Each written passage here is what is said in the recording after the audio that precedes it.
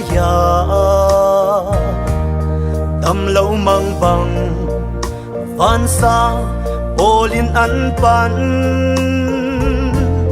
an hen theng tu mua chu tâm na kape Giêsu Christ ne khen chu tâm na kasi tâm nak nei tu nun nak nei tu bon arang atil har sa siang han lâu ama ring tu bolan mual phau da lâu asun loi na mutu ten tu kan si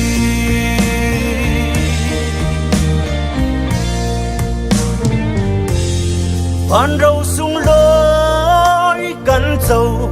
thấy nạc tiếng ngà Giêsu Christ anun nạc tiếng in pe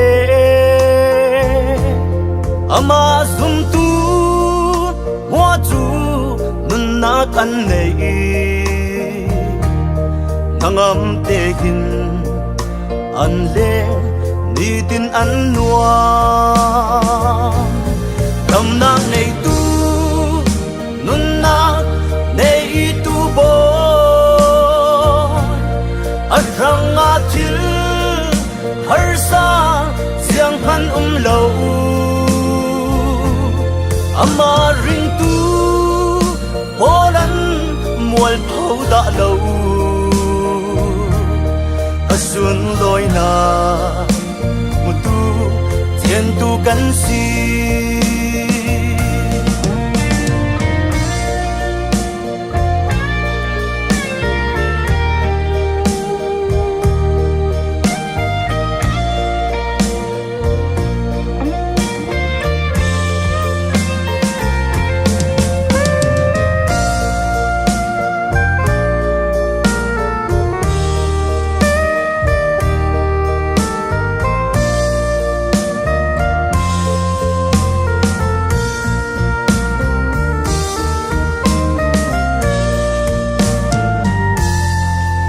hàng mi suốt bó linh Giêsu nê na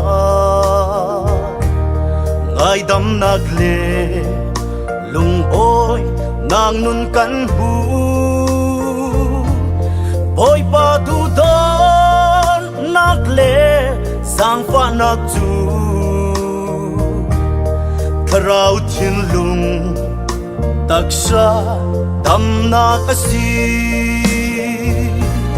tâm nak nei tu nun nak nei tu bon arang atil har sa siang han lâu ama ring tu bolan mual phau da lâu asun loi na mutu thiên tu kan si ama ring tu bolan mual phau da lâu asun loi na mutu thiên tu kan si asun loi na mutu thiên tu kan si